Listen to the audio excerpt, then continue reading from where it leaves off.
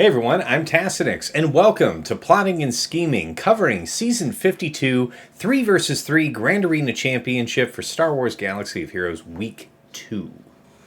I'm here with my co-hosts, Dagger, TJ, and Sasha Isha. That's right, we were able to get Dagger in this time.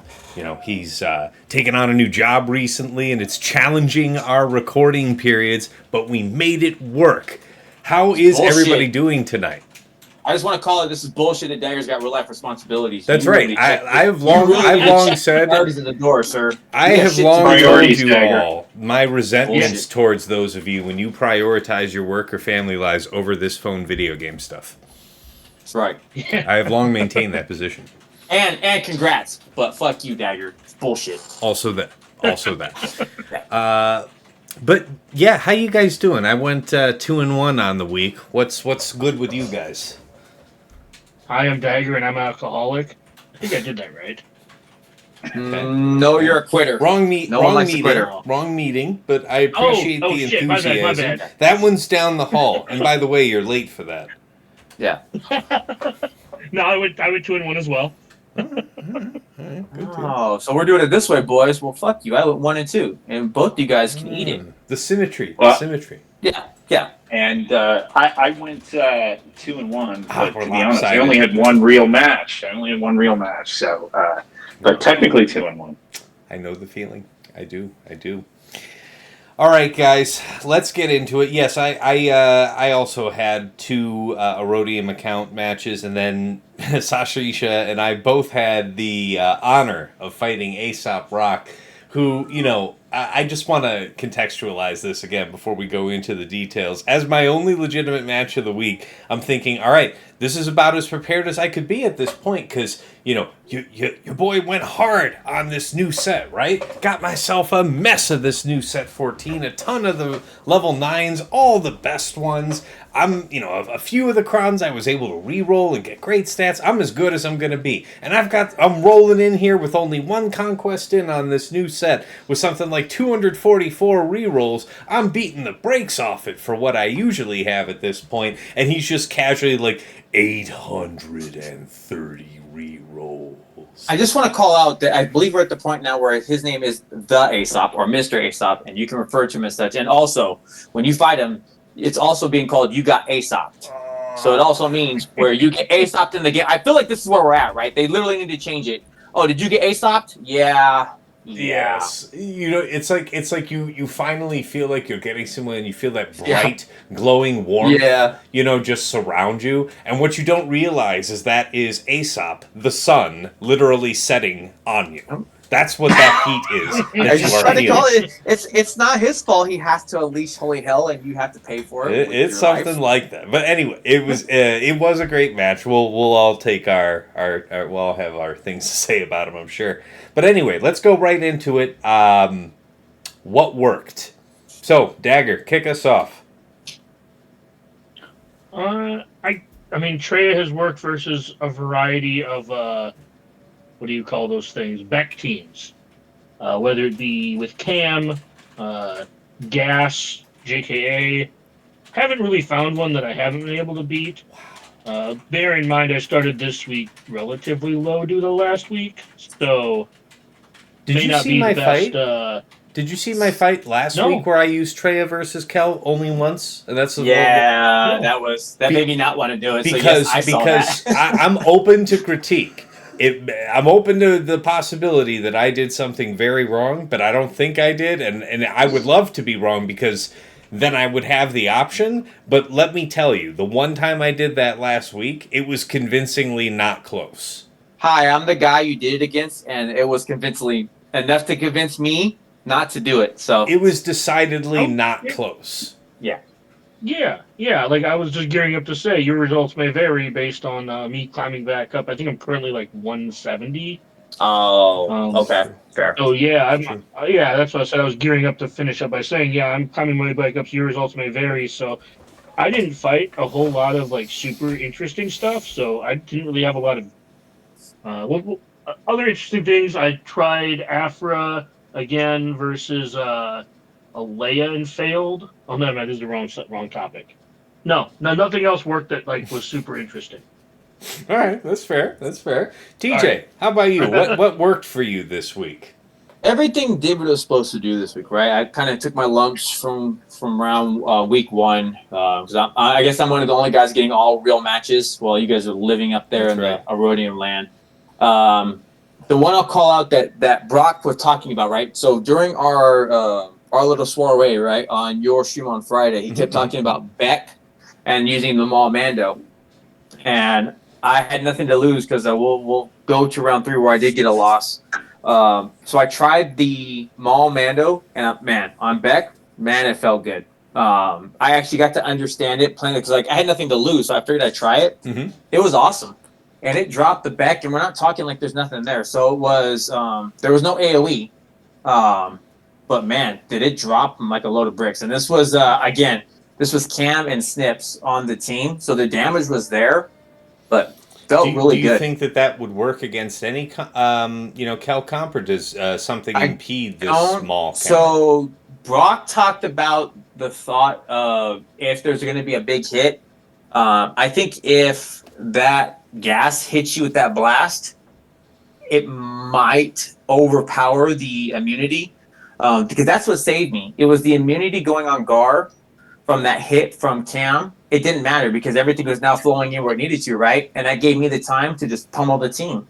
And then you just pick it apart. It was Cam was dead, then Sniffs, and then right on to Beck. And by the time I had my 5 stacks in, Beck was dead. And I came away with like a 56.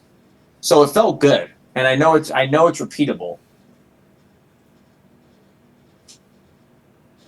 Yeah, well, that's interesting. I had to sit there and process that because I'm thinking so you think gas is about as hard as you could make it, so like JKA would not be more threatening. I think JKA would be the other. I think you need the big boom AOE to really be the powerhouse. That's what I think is the power factor, which is why I brought up gas, because I still feel like JKA, his home is with Qui-Gon.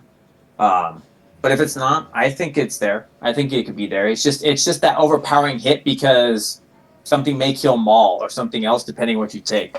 But still felt good. I definitely think I'll try it again, and that's what I think is surprising me the most this week is watching everywhere Maul Mandos goes. It's cool. They are doing a lot of good this season. So it's the only one that really matters. A lot more on the other side. So when we get to the next one, I'll give them more of that because I got that written down. But yeah, the fact it was nice seeing it work and knowing it's repeatable.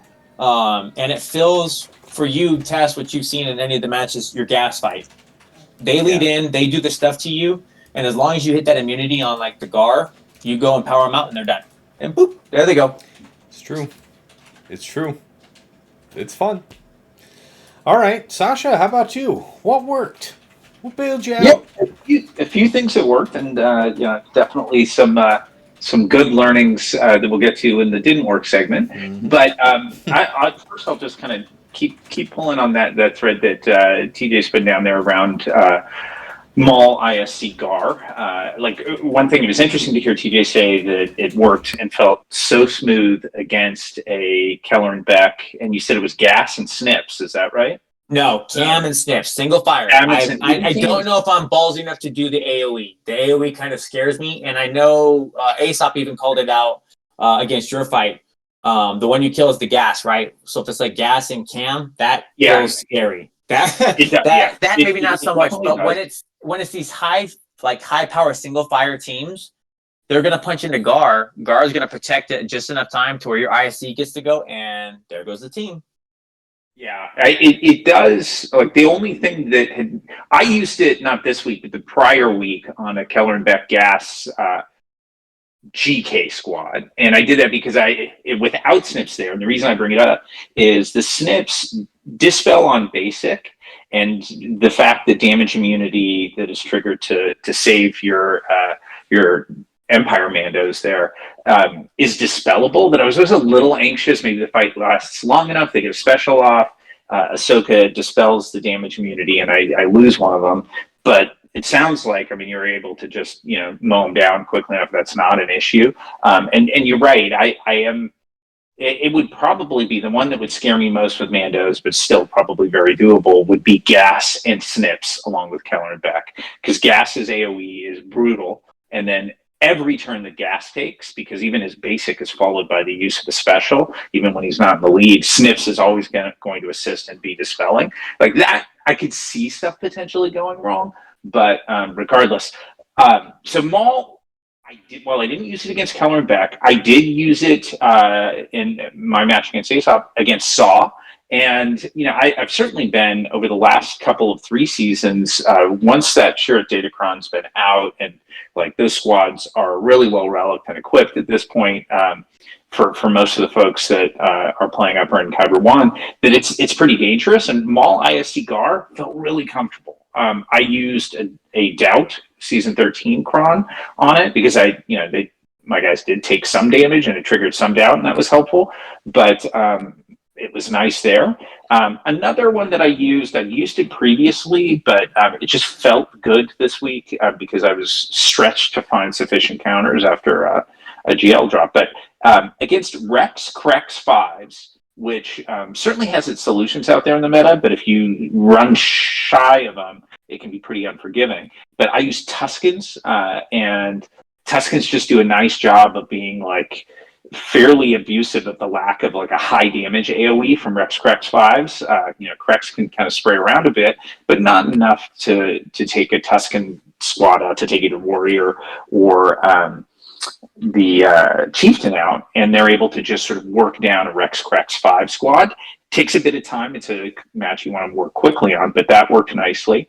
And then a couple of other things I'll say that worked are kind of a little more contextual here. Like one was against Keller and Beck, JKA Cam, which is a scary combo. Obviously, that means if your opponent's setting that, they're not setting a Qui-Gon squad, or at least any of the more dangerous variants. Right. But JKA Cam hit like incredibly hard under Keller and Beck, and Aesop had like 110% protection data run, I believe, on that. So it was going to be brutal, and I looked at it, and I knew I had some banners to play with, and I wanted to try and get through it cheaply. And what ended up working for me there, a bit cheesy, but I went Troopers first, and Troopers fairly comfortably took out. It did require using one of the set 14 level 3 protection up for Dark Side, because I had to get sufficient turn meter to get ahead of the JKA Cam squad. But it was the typical Trooper squad of Veer's Dark Trooper and Piet, and took out JKA first, then take out Cam. Had zero chance at killing Keller and Beck. Like that was there was swift vengeance on the Jedi's part there, but it was an easy cleanup. Then Wampa to take out Keller and Beck. So it was really a testament to the quality of defense Aesop set, and where I was in terms of trying to navigate through it. That like I will definitely put that 2-shot in a hey, it worked, at least from my perspective side. Then the last thing that was interesting, and I'll get into some of that didn't work on it in a bit, but what ultimately worked for me against a really interesting comp that Aesop said. Like he was some really creative stuff, like fun stuff to face. That one of them was a JTR Ben and Holdo, and Yes. it's a fun comp. I did not have as much left to tackle it as I would have liked, but what ultimately got it, and this is after several things that didn't work, which I'll share in a bit, but what ultimately got it, and surprised me a little bit, was JKL, so Jedi Knight Luke, Hermit Yoda, and Mace. And the whole key was like Mace is able to eventually sort of both take down max health over time, but also be able to target off of a taunting tank, because Holdo in that comp targets a ton. Ben hits really, really hard. And so that ultimately worked for me. It was close. I didn't expect it to work, but it did. And I should say, like, kind of just user advisory there, I did have a decent amount of deflection in the Datacron that I brought, because I knew Ben, whose special damage, if he didn't miss at least occasionally, he would wipe a squad out. So that worked for me. That's the list. What's How a about you, decent Jess? amount of deflection? What's a decent amount of deflection? Good I question. want to say had 46%, something, 45. That's Do nice. you think that's what do you think? If you And were I got talking my to role. somebody that you could, that's like around you in the same bracket or just above you or just below you, so somebody that's pretty Yeah. close, what would you say Yeah. is the minimum that you really would hazard running with to do what If you're you doing? needed to one-shot it, I would have had more deflection than that. And yeah, I mean, the reality is, like,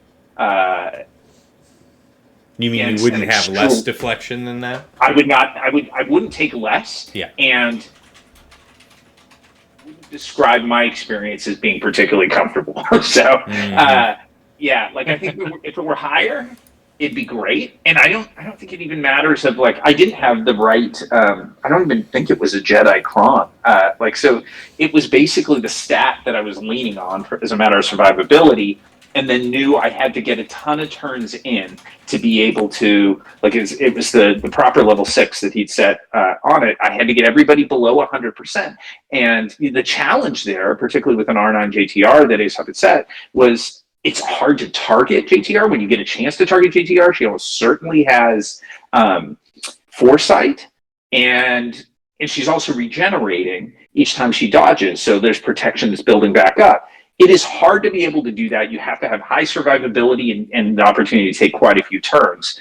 And Mace allows you to do that, to target effectively and get additional turns by granting. I guess he doesn't grant a bonus turn. There's not a Galactic Republic Jedi there, but it just helps move things along. Yeah, that was a worked, but like I said, use with caution. Oh, that's good advice, though. I think that's an interesting way to go about it. All right, so yeah, I had my 2 buy rounds, and then I had my match with Aesop here. So as far as my answers to that Seer Malicos Star Killer that he set for me, I didn't mess around. That was just JMK. So that's not really an insight, but it's like I looked at it and I was like, you know what? No. Which meant that I did have to go for the optional 2-shot with Night Sisters on Jabba. Yeah, I just probably need to practice that fight more now that it's more on the table with the Bauschkron being gone. I just need to be practicing that one more, because I think I had it on lock at a point where it was just Marin alive. But then the other sisters came back because they were involved in the killing of side tunes. I could have attempted to spread the damage a little more, something like that. It might have ended similarly, but I know I could have made a couple choices differently, kind of thing. Cleaned it up with Wampa. No, sorry, wrong one. That was a wrong cleanup. That was Mom Mothma, Kyle, Hoth Rebel Scout. As far as other ones, yeah, Kel, Cam, JK, Seer Malicos Crew 54. I think that you can possibly 57 it with Seer Malicos Cal. So I think that's probably worth checking out. EP Mara Jade Lord Vader, he said on me. How rare of me to have Lord Vader available for offense. That was 59 banners.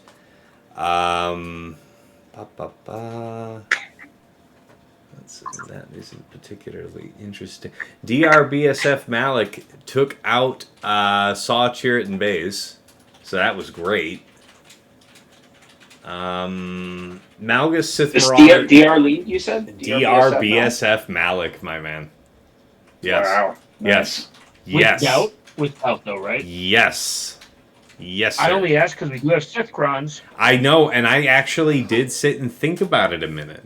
And this was late in the stream, and Sasha was there for some of it at least. I mean, I was tying a few on, so I'm sitting there and I'm in the mud, and the creative juices were flowing for Tass. Oh man, I had to do what must be done. Those weren't juices. That was feedback from the alcohol. That's, whatever it was, man. I'll tell you what you can't say is, wow, Tass didn't even clear him. You can't say that. That's what you can't say. You can't, and you're welcome. You're welcome for that. Oh yeah, I had good insights. Now I'm going to ask you though, one thing that I think think is a key point for this, because you're fighting the Aesop.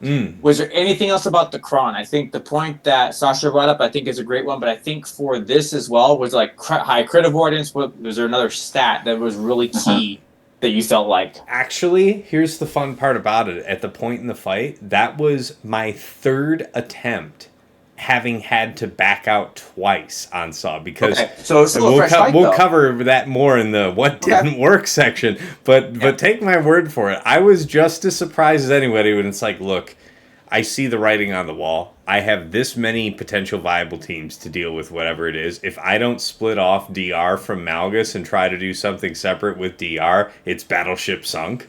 And so DR BSF Malik can potentially work against Sawchir at Bays, and we were willing to throw the pass. And it was a 23 because it was the third swing, but it would have been a 53 on the first go. Mm-hmm. So not so squeaky banners, clean, but it's repeatable. not squeaky. Oh yeah, it seemed readily reproducible. Yeah, it seemed reproducible. I mean, that was my first swing, and that was by no means that I was long in the tooth looking for Doubtcrons to get that job done. But I felt like Doubt was still the way to go, considering what they all got going on. So it's like, yeah, no, you don't need turn meter or buffs or protection. You don't need any of it when I stop. Oh, that's really good to know. That to me is a really big thing to take away. There's a good one for you. Let's see, that one is interesting. Rex Crex 5, to compliment what you were saying, Sasha. I had Jedi Cal's been pretty underused for me so far. JKR Jedi Cal Grandmaster was just a very smooth 57. Against a very novel composition from Aesop. He set Reva lead with Rey, Galactic Legend Rey, and Grand Inquisitor, with the Rey level 9 Kron, right? So you have Reva repeating and Leia repeating once. Interesting concept. I saw that thing. I saw it. I saw it in his in the fight versus Cyrus from week 1. Yeah. That was interesting. That's how it was fascinating. It's the level 6. Describe that level 6 on the Datacron that makes it so impactful, Taz. It's the 100% one, right? Because here's no. Yeah, go ahead and talk about it, because here's. I mean, well, let me say this and then talk about it. Because the overwhelming solution to that was like Bane. Bane was 55. That's the answer that I took. Bane set 55. Maybe it didn't have to be set, but because of Rey and Whirlwind, it's like, you know what? That's fine. Let it be set. And now you can talk about how if I actually had to properly engage those mechanics with something as ridiculous as Bane, what would I have had to deal with? Well, to that point, I wasn't even sure that the math was going to be favorable for Bane. Like when you went in there, I wasn't, I was just watching. I was at a point where I can interact or anything, but I'm like, I don't know that Bane's going to work. And I say that knowing full well that Bane is just insanely ripped. He's so buffed with the current Datacron and everything. You brought him in with an R9 Sith who dies, and so you have a fully jacked Bane. Here's why I wasn't sure that would work. The Datacron that, first of all, the Rey that Aesop had set is absolutely modded for offense. So she's just under 17,000 physical offense before the battle starts. I think she's like 16.8 or something like that. I remember taking a look at his modding. And I'm like, well, that's really going to hurt. I'm like, that's an interesting Datacron. Why don't I look at the Datacron? And what an interesting comp, because you said it's Reva to start as the lead, and it has GI. So what does that mean? That means 6 stacks of Purge. That means all these debuffs flying. Rey, the level 3, or level 6 rather, on the Datacron, it's a Rey Datacron, and the level 6 is she gets stacking offense every time a debuff expires. You can already see it. It's gross. Exactly, it's 2%. But if it's dispelled, it's doubled to 4%. And I remember thinking about it quickly, because I encountered this on his back wall, and I'll mention in just a sec what I used, but just back of the envelope really quickly, was that if she got to ult, by the time she got to ult, and I had assumed I had passed through one entire wave of debuffs moving off, like say roughly 7 debuffs, times 3, because Bane's actually calling out a Sith trooper, as you recall. So there's actually 3 characters on the field that are losing debuffs, because your Sith troopers out there, that his Rey, in terms of effective offense by the time she hits alt, was going to be north of 25,000 in offense. Oh, Like, man. she was just going to be insane. And so I kept thinking, well, if I end up in a spot where, let's just say, it's only Bane standing, like this, you've lost your original Sith companion, and the summoned Sith has died by the time she clicks and hasn't resummoned because he hasn't started his turn. There's no way Bane handles that. Like, I at least I didn't think so. And so I went into it. I used Seer, Malicos, Starkiller, and just went all after Rey. And of course, she doesn't have the lead. She doesn't have her damage immunity. She was able to drop pretty quickly. But I was convinced with my squad, and I figured it was going to be the case with Bane, that I wouldn't survive an ult. You survived an ult. Like, that was, I was shocked. And could have survived more, I think. Yeah. It's just, every time you feel like, I got to show a little respect. Surely there have to be limitations. Bane's like, no, because you have a Kron that's like an extra 40% health on a character that already has too much health and stacks health. So, no, I'm fine. Thank you for your concern, but no, I'm fine. I underestimated Mr. Bane. You got it right. See, all right, so here's my thing where I can see it, right? Yeah. If there was a point where it didn't do what it was, you took set, right? So you took care of that. But if somebody didn't respect the full team and took, say, like a lesser team, or something like, let's say it's a SAS, right? Or you're going to take something else that gives the ability to hit into Bane until you actually get that person dead. Bane is still vulnerable. So if there is potential where Rey could have hit the perfect thing and that may have killed Bane before he got to Super Bane. I just want to call. I don't want to underestimate it. Again, I never doubt the Bane, but I also can say that with certainty, that shit happens to me all the time, and I can see getting the perfect thing where it's just like boop, and it's like that's never happened before. Well, it's happened now. Yeah, full respect to Aesop on the theory crafting behind it, because as CJ said, you can totally see how that would that could get really ugly. Yeah, it was very dangerous, and I saw that in that one match he had versus Cyrus, and I was like, he's gonna do something like that, if not that, something like that, something that's perhaps so dangerous that I should save Bane for that. Because I was probably going to save Bane for dealing with Rey anyway. There's all these people with these smoke show Reys out here right now, with both the modding and the Kron in tune. And then, God forbid, whichever level 6 they have. There's no winners for fighting them, except if you're Bane. And then there's no way to lose. And you just, bring set just to make sure you don't have something crazy happen with whirlwinds.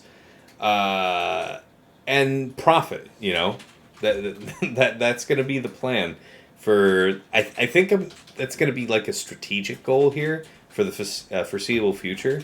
Try and keep Bane in the back pocket until we reveal the back wall, because that's got to be reserved for what I feel is the toughest thing.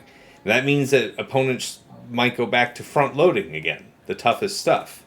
But I don't know. I mean, you can deal with whichever way that placement meta goes. As far as other successful attacks, just RJT Holdo Swolo, the one that you mentioned, I just looked it up and saw that among the things that did work against it, EP Mara Jade Starkiller, 57 is what was advertised. I got a 56, and I was okay with that. So that's it for good stuff for me. Let's. Hey, one clarification, Tess. Just as you were talking, I took a look back at your Twitch recording from that particular battle. Rey did not reach ult. So that I think that's it. She got a couple of whirlwinds off, and she ended up. She killed your set, your set with a basic, and your set was like, R9 and I'm assuming R9, right? Yeah, big. So she kills set with a basic, but never reaches ult. So I still kind of stand by my unless I'm off on the map. If she hits ult, I think she wipes the hell out of everything. Didn't I use Bane against your proper Rey team last week, TJ? And did she not get at least one ult off? I want to say she got more than one ult off. Not that damage though, Taz. There's nothing comparable. If you're talking about 25,000, we're talking. No, I'm not. But we're just talking because I'm not gonna argue with I've Sasha. taken- like he I've saw taken- that she yeah, didn't get I've the ult taken the off. big I'll bonk. believe that. But like, Say I've taken the big bonk on a hit on a standard raid, but it doesn't feel like a standard raid. That pull to damage. it's true. It's true. I don't want to test it if that helps. Right. But I don't think. Here's the other piece. I don't think they'll face that. I think any raid comp. Minus this one. I don't know. We'll have to leave it to question, right? Until somebody decides that they want to get frisky and let her get to one ult to see what it does. But any other Ray comp, I think Bay trumps. It's just if you see a Ray and you don't want to play with it, Bane's gonna drop it. But just respect it with the second character you take in. Yes, very much. All right, guys. What didn't work? Down here in the trench. Dagger, let's hear about it. Well, as I started to mention back during the other segment, tried Afra versus Leia, which worked more than I thought it would, but ended up being a back out just because there wasn't enough headway, and the turn meter was going to be untenable going in with Drogon, basically going to be able to lap me. If Drogon was going to go, then Leia was going to pull logs, and then you guys know how that goes, right? Like the cleanup was going to be basically worse than like just going in again. Yep. And yeah, I think I tried what was it? I didn't take clear enough notes. You bum. Yeah, I had a Sidious.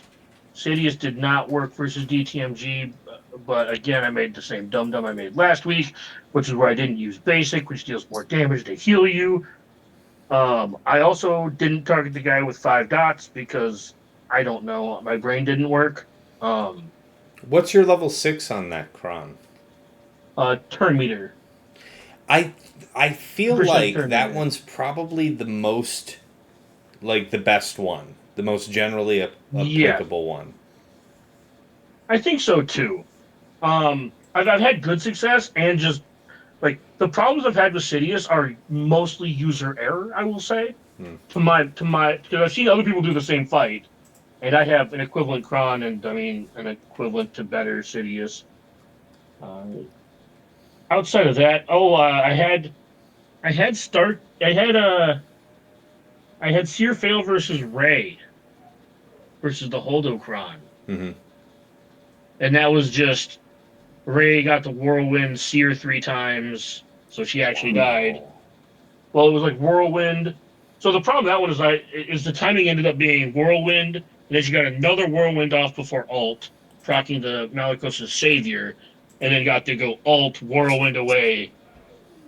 And I just kind of fell apart a little bit. Grody. I don't think that's going to be the norm. That one easily could have. That one easy. That one could have also been user error. I think that's the only fights I tried that like didn't work that I thought were going to work. I tried Rhea versus Saw, which didn't work. But I mean, like that was one of those where it's like maybe this works and it saves me this GL for the back. So hearing the DRBSF like Malik beats it, that's just fantastic because I found uses for the bad Malgus team. Yes. Now, So that split actually works. Now, bear in mind, I think it was probably pretty helpful that I have the fast Malik the way I do, because I dispelled Bay's taunt and then got to work with Insanity, right? And then So you could target Saw. I could go, I could approach the fight how I wanted. Yeah.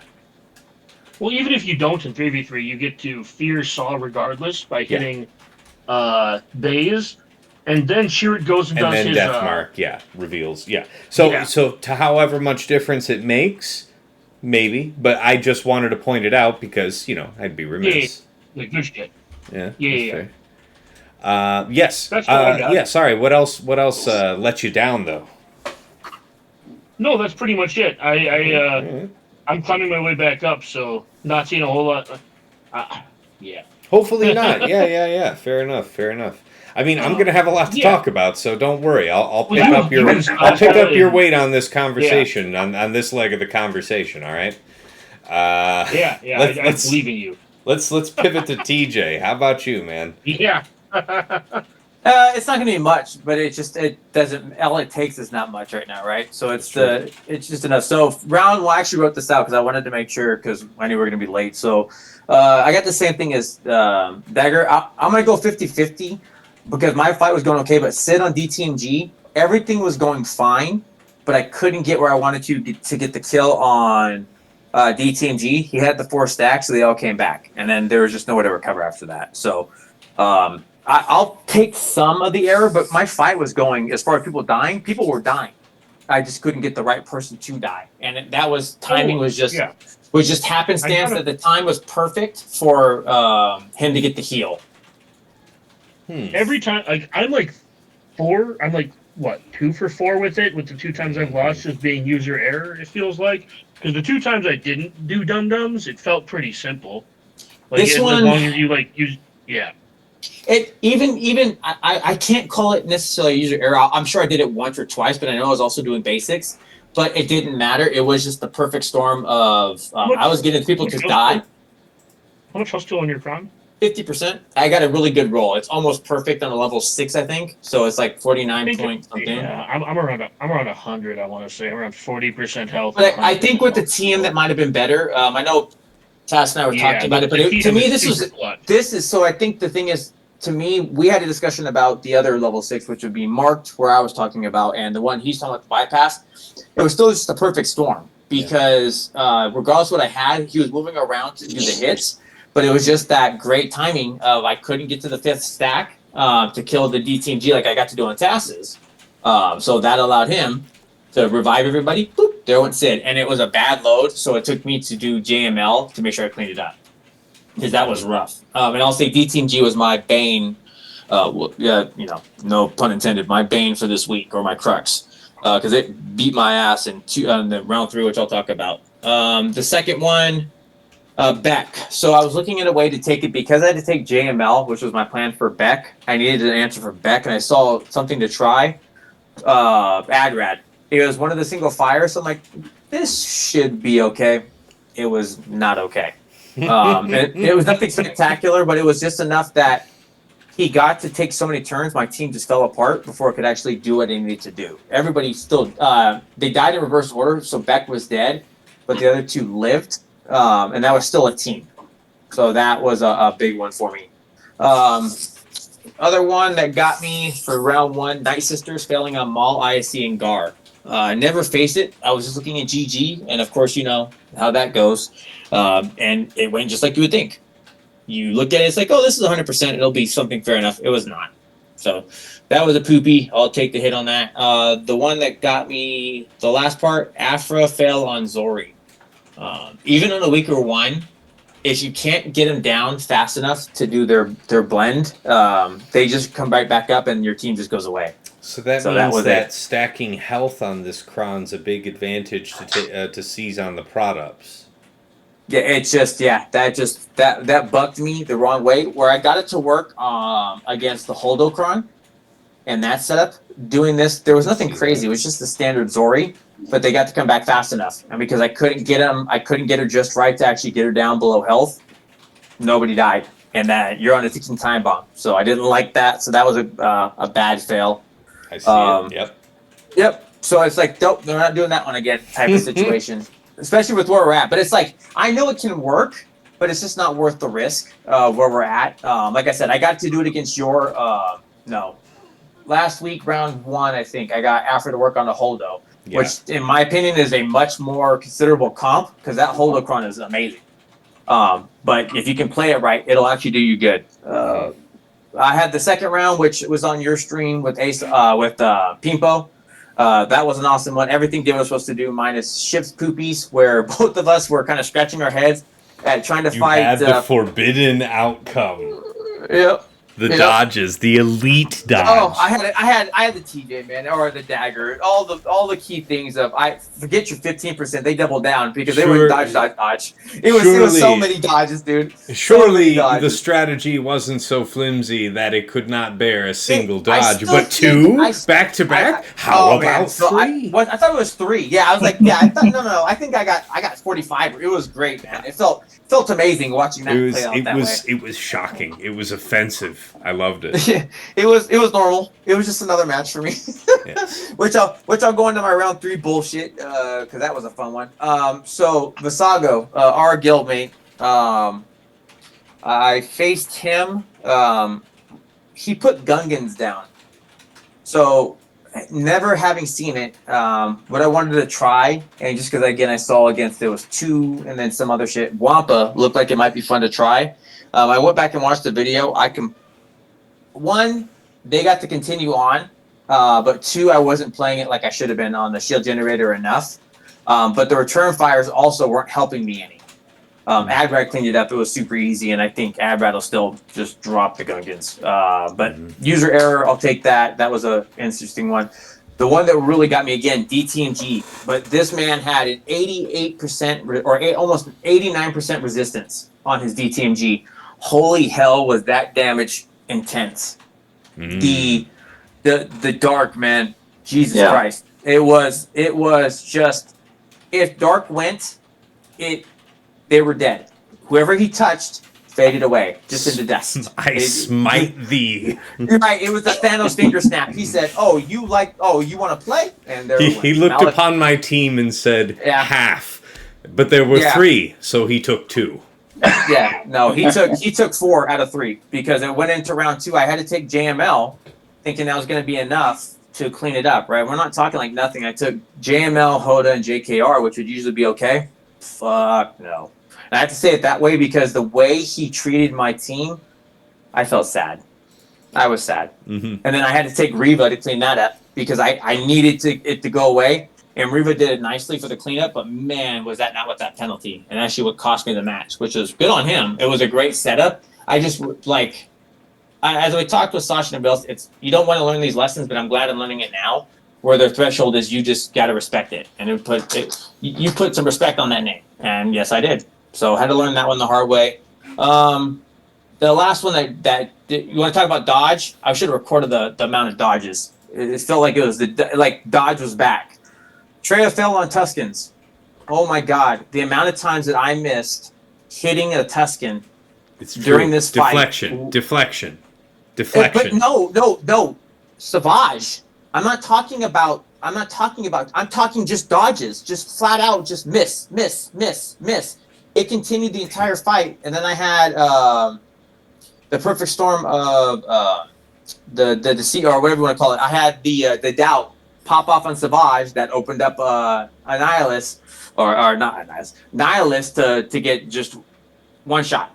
So It was just the perfect storm. But the amount of times that, not even deflection, just dodges where they just wouldn't hit. And I couldn't believe what I was watching, man. It felt like my ship fight. That's how bad it was.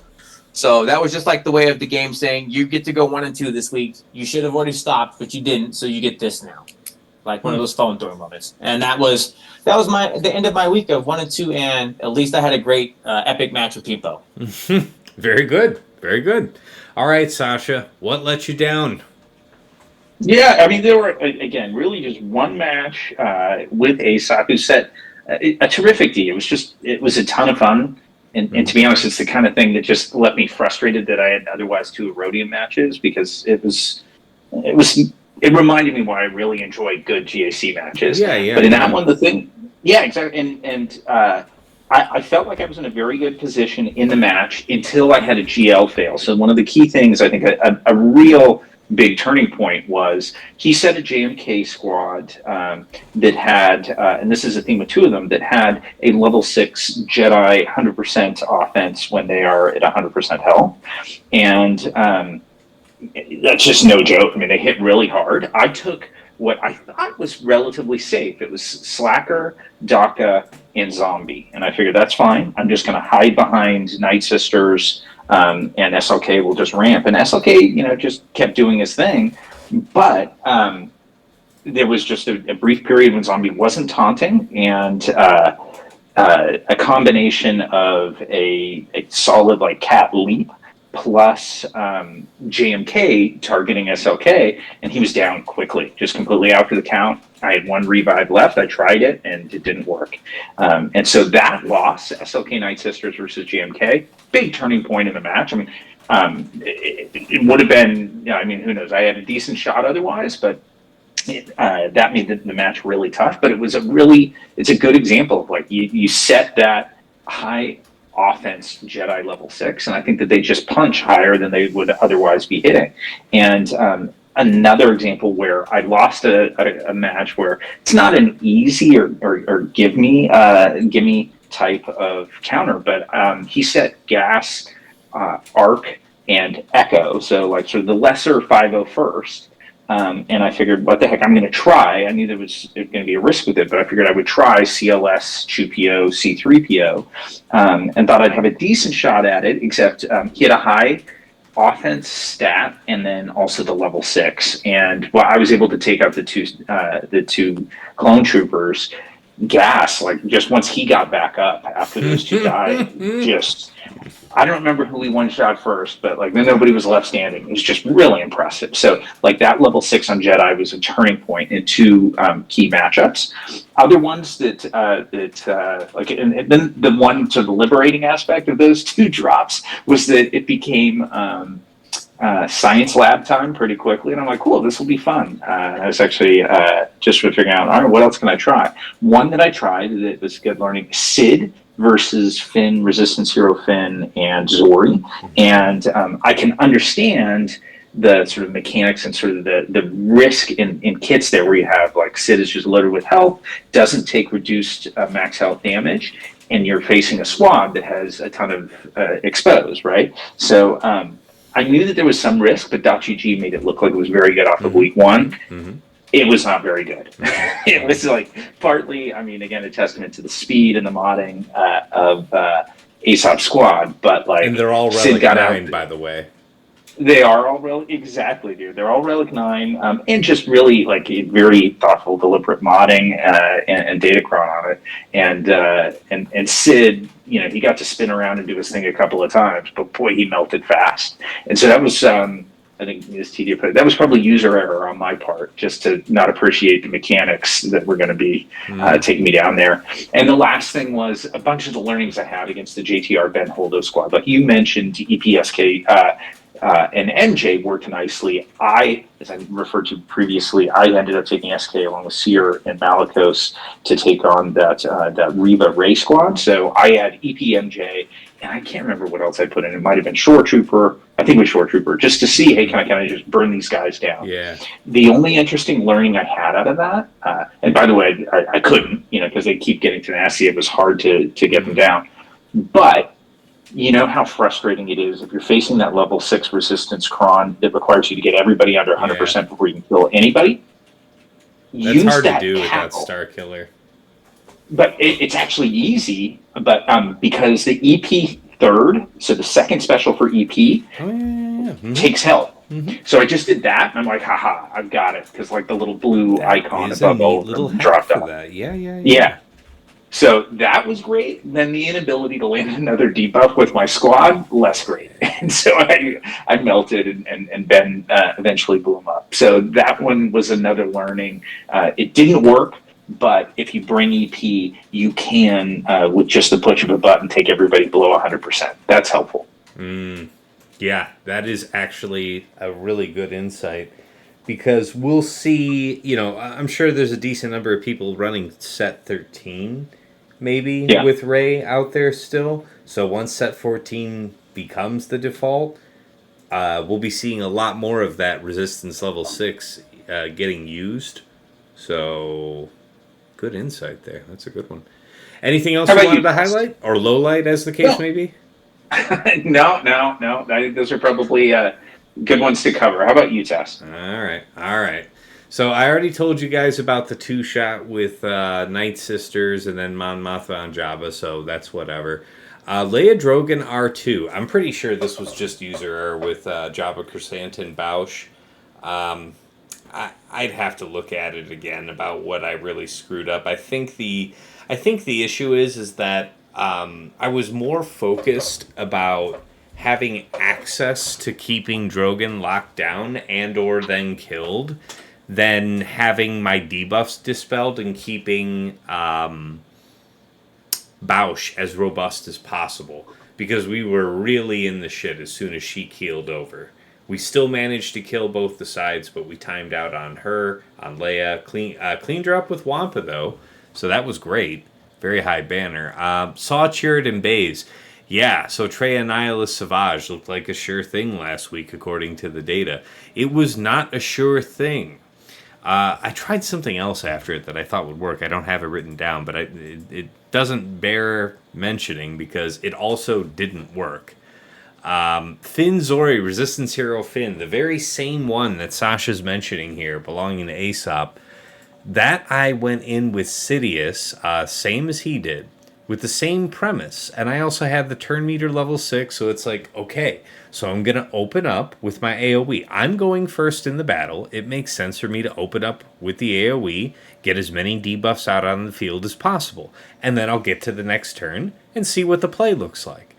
And that was an incredibly arrogant, presumption on my part, because he did not see a second turn. He just got brapped into non-existence. So that's twice now Sidious put to a task that he should have, been okay on, DTMG, and now Finn Zori respectively, and he's let me down twice. So I'm not thoroughly impressed with that. JMK Cat GK, I went in with Leia, Drogon, R2, and let me think about this. I don't think I mismanaged something there. I was really careful about how I approached that fight. There still might have been a better way to play it. That I could take that, but I think I was too careful to call it like I really just screwed it up. That said, JMK, he's ramping the damage done by his first special every time he does it. And it's child's play for JMK to stabilize and get back up to 100% health to take advantage of that added 100% damage. So maybe a minute and a half, 2 minutes into the fight, he is capable of one-shotting your squishies with that first special. I want to say it was something like that. Like he eventually got a turn to get at Drogon, and that's all it took. It was just one kiss of that special. He just went bye-bye. Now, I didn't mention this, and I should have in the what worked, but it works here just as well because we were stuck on JMK forever, and I was pretty confident I wasn't going to be able to clear the board. And then in desperation, I turned. Somebody in the chat recommended it, so I don't want to say it was my idea, but it was RJT and Resistance Bros with the stacking offense resistance level 6, and it was sufficient. It was sufficient to burn through him. Like that was like the 8th attempt at like burning him down. I can't tell you how many other things that I tried that sounded better than that. Yeah, that was the three of us. That was me, Canada. That was me, Canada, and Mary J. Who were exactly. I know that wasn't. That was not my own invention. I really did try everything else I thought was feasible before I was going to entertain something like that. But I'm glad it worked.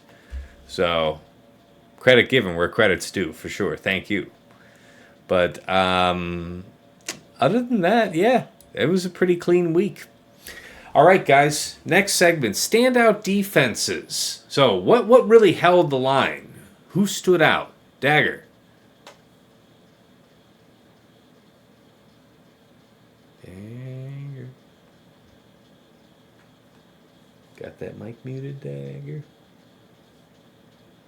Getting chased by an axe murderer? Yeah, I did have that mic muted. Ah, see? There it is. I was going to start making increasingly outlandish guesses as to where you were and what you were doing. Yeah, I was chewing it. I didn't think you guys needed to hear that. No, I appreciate that. That's what? That's rude. I want to hear it. No, you let me get that chewing. Nim, nim, nim, nim, nim. So not a whole lot of standout defenses. Let's see. Jabba got. I mean, this was clear the sides, take 4 teams to actually kill the lone Jabba. Yeah, it doesn't look like I got a ton of holds. Um, I had a twice this last week. I basically had a opponent got to a point where they didn't think they could clear and just stopped. Mhm. So I'm not sure what stopped them or what they had left off to wait till history. Maybe they overcommitted to the front, but I had 2 different opponents basically clear the front wall, bottom front wall, and then stop or do minimal attacks. Looks like Qui-Gon got the obligatory kill Qui-Gon, then kill the rest. Yeah, not a lot of not a lot of fun this segment either. Sorry, guys. No, it's okay. That's okay. All right, TJ, how about you? Your standouts. I was actually smart. I took notes this time on this one too. See this? See Key, this key there? defense. Key defense. Taz had me do it, and we were talking about it. Round 1, trench. Took a 3-shot. Nothing crazy with the trench cron. That combination, and we talked about it before, but trench, Dooku, and Watt. Yeah, I'm interested to see what he tried to use, but that was a 3-shot. Zori was a key defense this week for me. I think 2 out of the 3 rounds, Zori was did something for me, and I believe, if I'm not mistaken, for Visago, his only drop was on my Zori. Nice. And that was the Zori with the holdo. So Zori, Nice. that was not with the holdo. That was with the Rose. I want to say you probably tried an AF or something, or maybe a Sid. But just with that Rose in a TM game, you're just not going to get in front of it. And tenacity up is just going to kill you. So Zori did it, and then what Taz did to me, I talked about it. I properly built my Snapcron, and GG Snap got a hold. So that one held, and I think it was a full hold. Like, they had to back out, and they had to try something else because that one did really well. Against Peepo, 2 things, and he told me he underestimated. I did the Raycron, so I did the Ray with the Cal, and it was with the Raycron because I just wanted to try. I was moving Holdo over. I was seeing that was doing really well, and fighting it, I knew it was a tough fight. So taking the Raycron and had good stats on it, taking that with Cal. He underestimated it, and he had to 2-shot my Ray. And then in the back, he had Seer. And it was just the idea of it was with ATF, just in case he's going to try to sit that. And the only person left standing was Seer on that one. So those were the key. And then, as we already said, Zori, the resistance are just monsters right now at this level 6. It's just the stuff of nightmares. So it's great for stealing banners and making you have to adjust how you're going to play the game. And that one was, again, another great hold. And actually, Visago told me what he used, and he told me what happened. He tried BKM on my Finn Zori with Holdo. And what ended up happening was Zori stayed stealth the entire time, so he could never get to the point to drop her down to kill her. And so they would pop right back up, and then so BKM was a hold on my Zori. Wow. So that was pretty cool. Yeah, that's pretty cool. That It was incredible. That is incredible. I'm just delighted. Now, where did you have that team positioned on your top board? front? There was nowhere to hide. I put it top front to deal with. But as and I think here's the key thing. We've said this a number of times. It's not necessarily the bottom that really sticks you. I know Dagger's talked about it. We talked about extending the front wall. The top. These top teams, it's like, all right, I know I got to get through the back. We know we got to do it because this is the game right now. And then it's the top where it's like, did he drain you? But not respecting that level 6 on this team, and you take these impactful single fire teams, you're just going to get screwed. If you don't figure out a way to drop the health. Like look at what Sasha said, right? All he says, like, I just hit the third, boop, there goes under health, you're good to go. I mean, it's not like it's something that simple, but you get BKM, and BKM gets held up because I can't hit your Zori. And your Zori keeps locking up, and then I couldn't get her out of stealth. There you go. Yep. All right, how about you, Sasha? Your top defenders. I had 3 that got holds in that ASOP match. So one was a Finn Zori squad. That was on the back wall, and it got, I think, 5 holds. So there was a shot that it was going to prevent a full clear, but he got it on the sixth try. Finzori, what? Rose. Rose. Finzori Rose. So that was Finzori Rose. It was, I think the tenacity up and potency up level 3.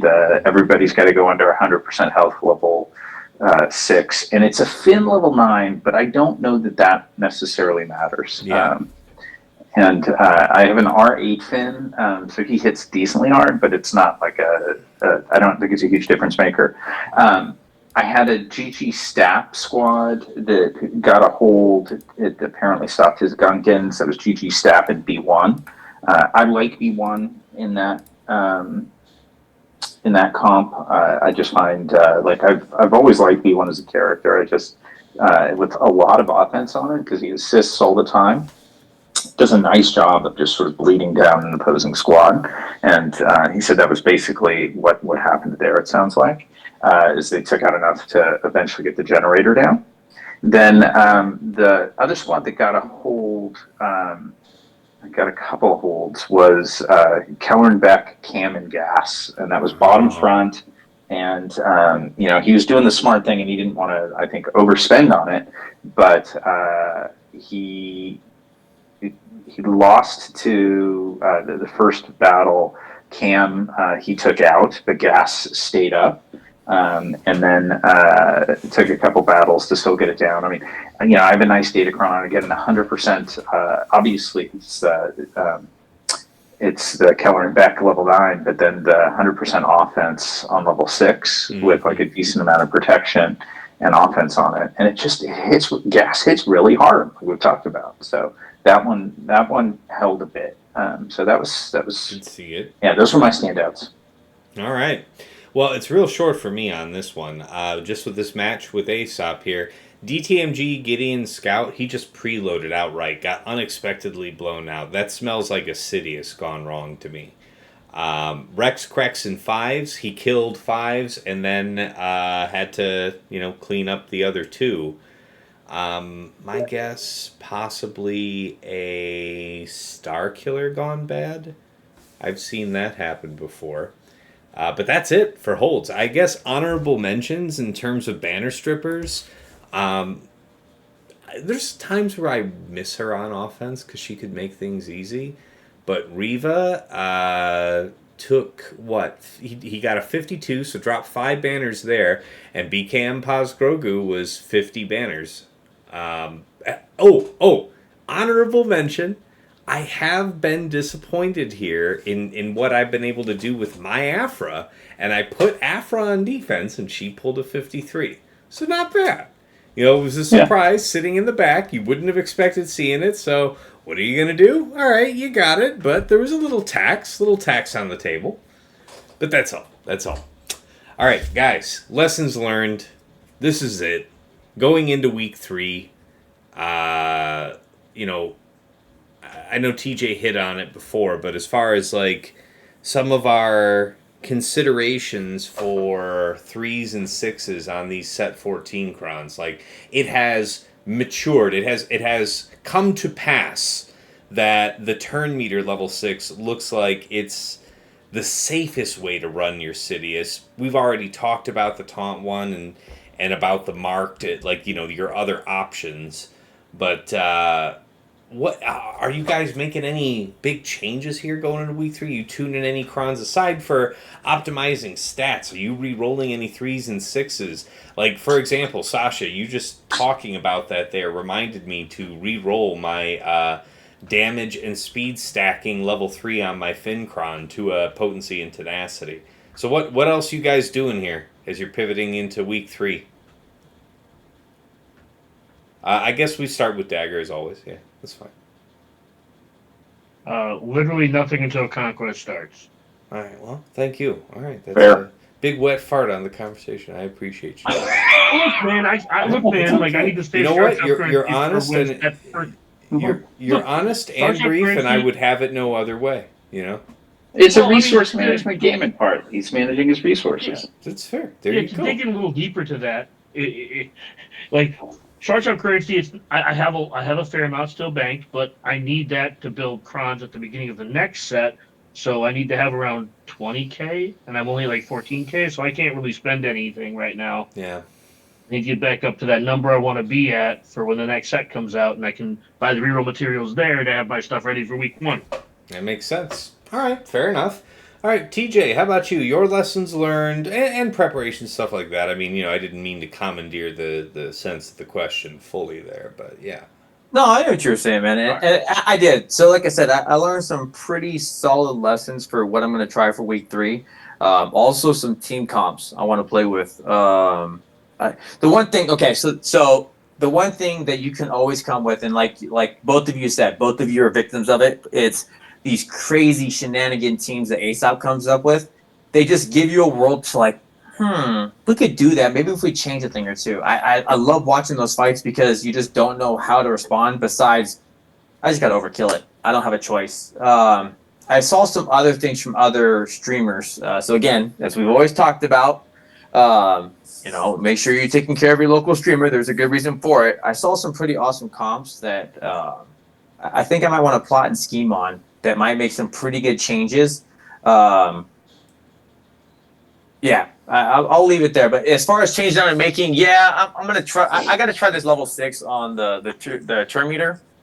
I want to give it a shot. So I actually just rolled it right now, just to get it over. I think the numbers are okay for where I'm at. I think Dagger's right. We can probably tweak it some more, but that I'm gonna wait for. But to me, the immediate. Let's try with the level 6. I think the Chrono's got the tenacity up on it, so the level 3 is fine. But it's like I want to get these places right because Sid makes me sad, but he also makes me really happy.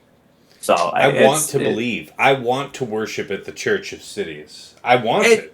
When it works, man, it's amazing. Am I going to try DTMG? I don't know. We'll see where I'm at because as going 1 and 2 would come with that, I'll be pushed back a little bit, which is fine. It was earned for this one. Other ones, it's just like I've got some good ideas, and I'm also tweaking some more modding. The one thing that I saw this week also that's maturing as well that Sasha's talked about, the play on tenacity. So I'm not going to call it the teams, but I saw some teams. Tass saw it on one of my fights where I got uncomfortably close on something that should have been good, and it was the tenacity, in my opinion, that really just pushed it home. Mm-hmm. That's another thing I'm playing with, and also. We're all talking about doubt, and I think doubt is a great one. I don't think you should underestimate for the dark side, and I'm not going to name out the teams, but don't underestimate the level 3 potency into tenacity up. Tenacity up is a very big tool that can do a lot of good if you put it on the right team. Those are my thoughts. Like I said, this was a really good learning. No, that's a good one. That's good stuff. All right, well, Sasha, how about you? What are you taking away from week 2? What are you applying? What are you applying? What are you changing? All of it.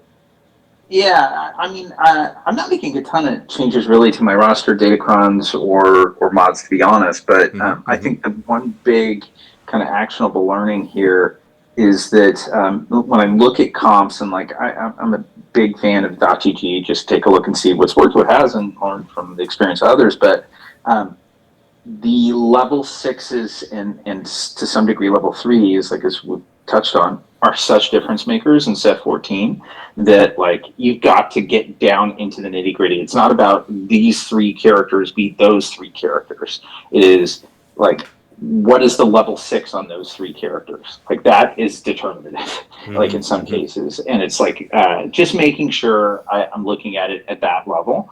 And like to that point, I don't think I've re-rolled since it started. Maybe I'll do something, but like the ones that I really like, I mentioned the difference makers of 100% damage for Jedi. Like that's an awesome level. There's so many different Jedi comps, and as you start digging deeper into your rosters in 3v3, it's not uncommon to say, well, I'd love to clean this up, and it's like I have this Jedi option.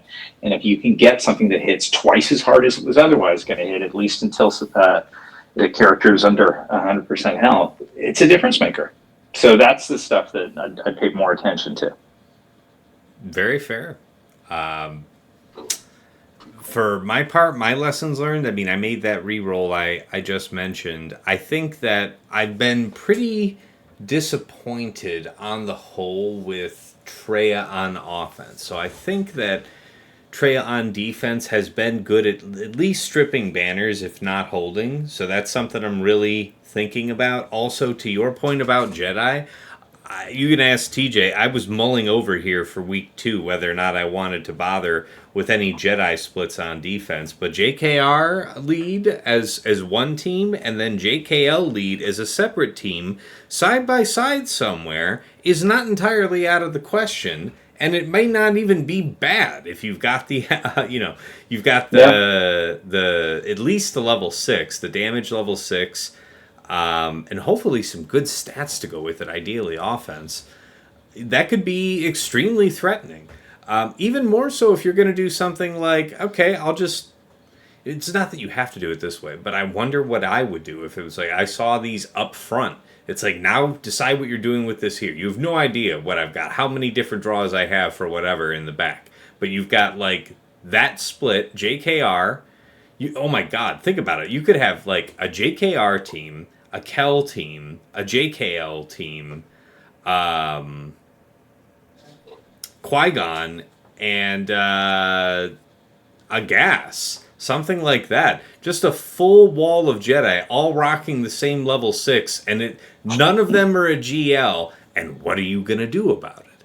Something like that. So in terms of pivoting to level to week 3, we're always about this. I think all of us here in week 3. But this is your peak creativity. Apply all your lessons that you've learned, and hopefully when you're scouting your opponents, you see they're a preference that you can exploit. This is all the marbles, here for week 3.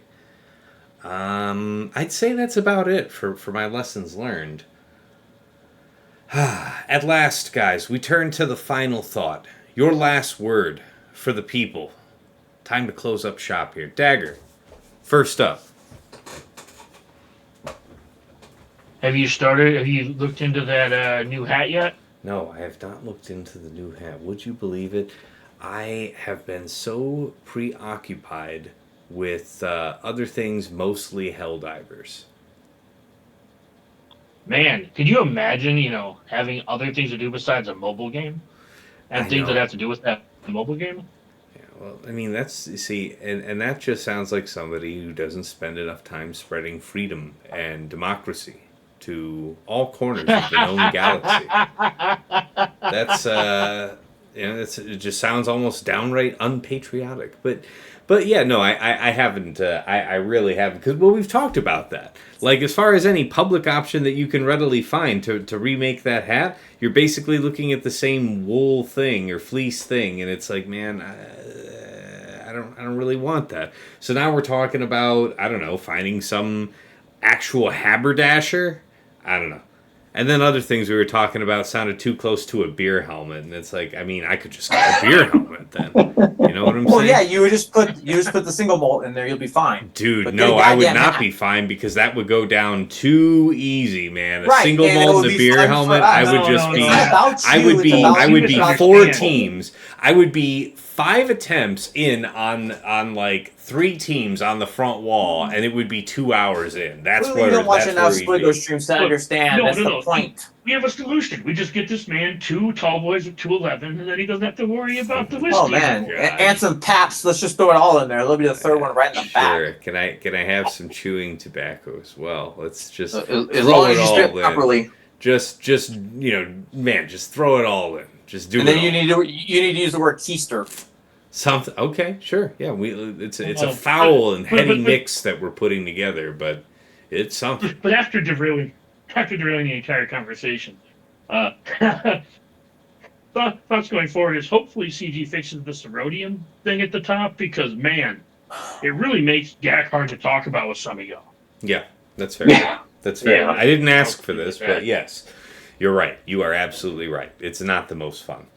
TJ, your final thought. Your pearl of wisdom for the folks at home. I think the big thing, and I'll give a real one, and I think Dagger would agree, I think Will would too. Not all GGs or .gg, so Swigo.gg are created the same. Just be careful of the data. I think you need to do your research but it's not a 1-to-1. I think the call-outs from all of us are there, and we've all tried it, and something is like, oh, it looks fine. But these new datacrons have a lot of merit. They all three are really good. The level 3 is really good on the new one. The level 6 that's is a really good good. point. I was actually meaning to make this earlier, and I didn't say Yeah, it. It's any encounter. You go ahead. You go ahead. No, but yeah, it's and I know you can add on it too, right? We're all playing this game and we're all watching it. And what Daggers talked about was perfect. What works for some may not work for the other. I just re-rolled because we talked about marked on like the Sidcron is a perfect example.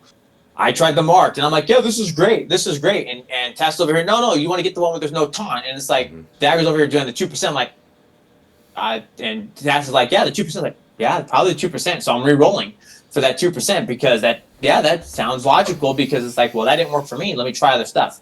This new datacron set still feels so like it's continuing to evolve that we need to watch this data because people are also watching it and they're making these tweaks on these teams where it's just one little thing we're gonna miss and it's like this 100% is now 0 poopies. So just giving you a word of warning.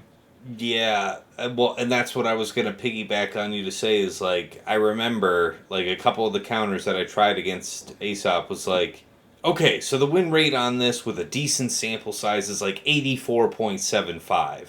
And I'm going to take a look at the losses, and I'm going to inspect and see what that was, and I'm going to make the best choice I can do to not do that. And then I went and lost anyway. What's the takeaway from that? 84.75, 85% win rate is not good enough. If that win rate doesn't start with a 9 for me when I'm scouting something next week, it's not on the table for me. So it's just, to me, even if it says high numbers or all that, in this one we could take that normally Tess, in my opinion, we would be able to be okay with that.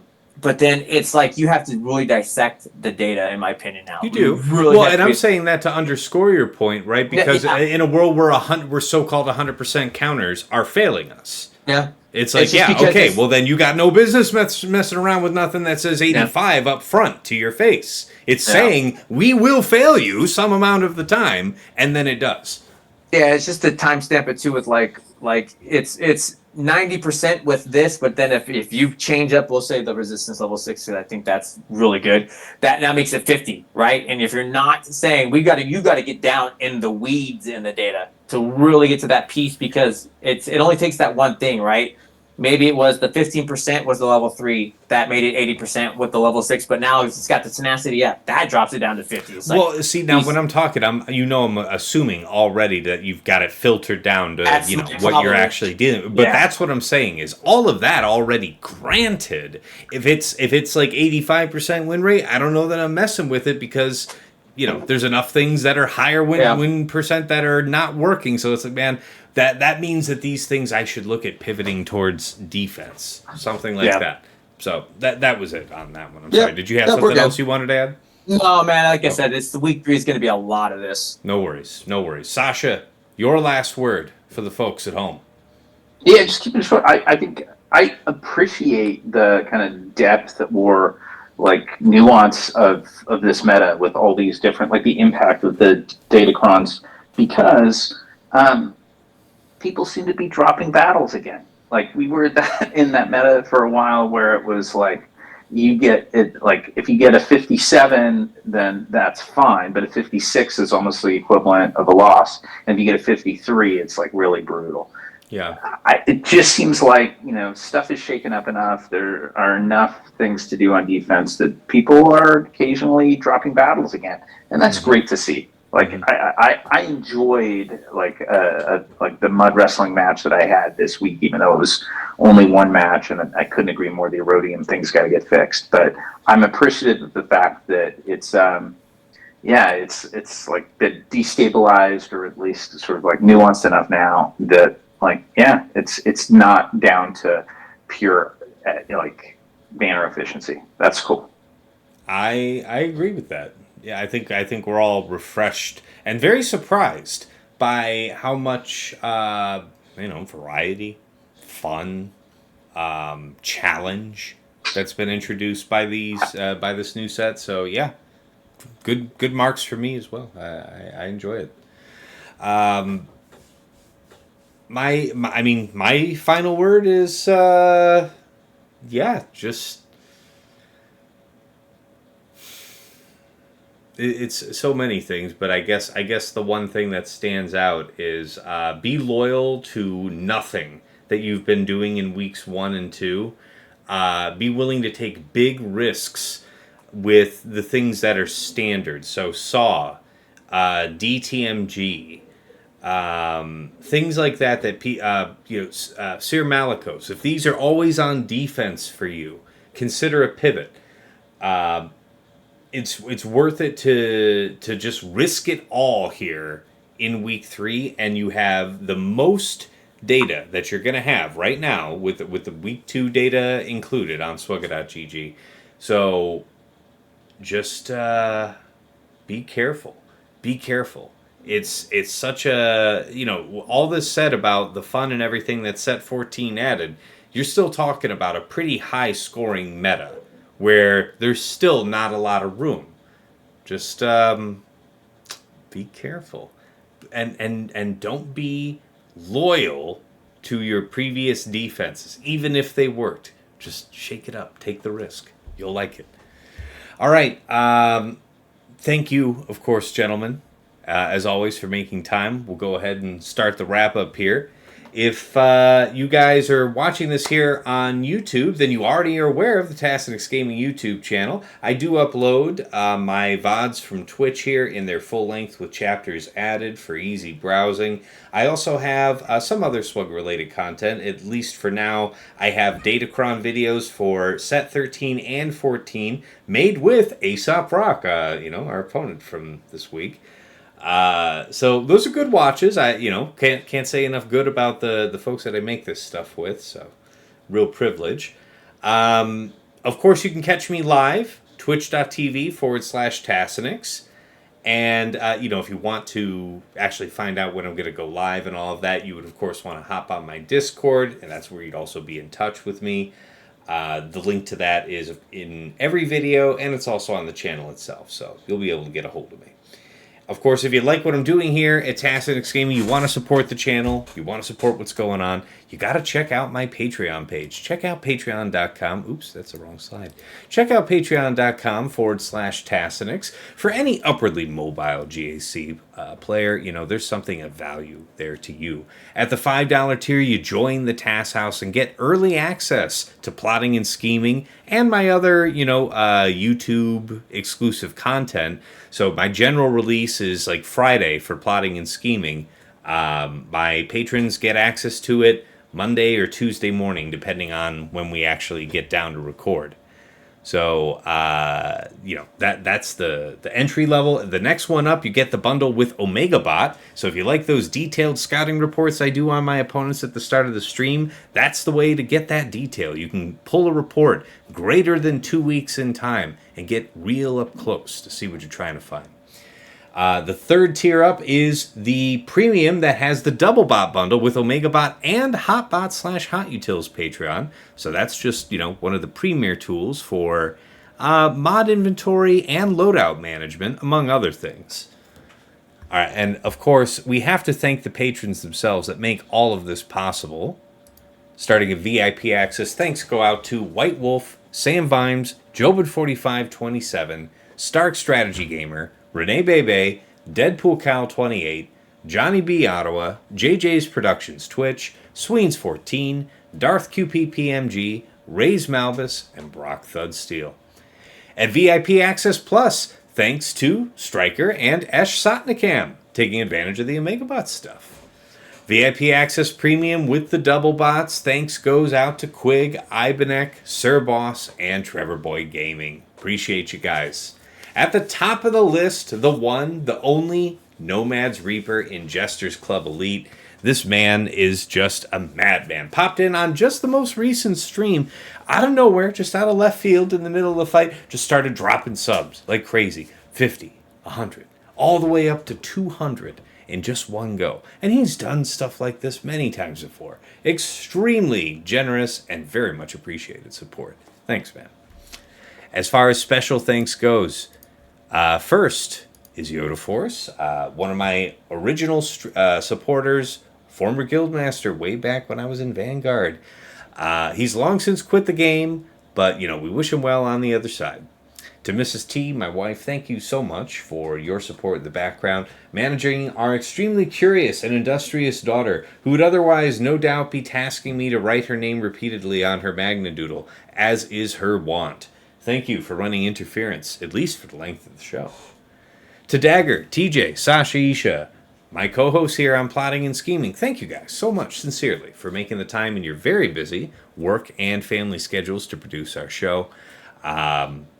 I love what we're doing here, guys. And, of course, there's always room to improve, always room to grow. We're always taking a look at it. But I'm still delighted.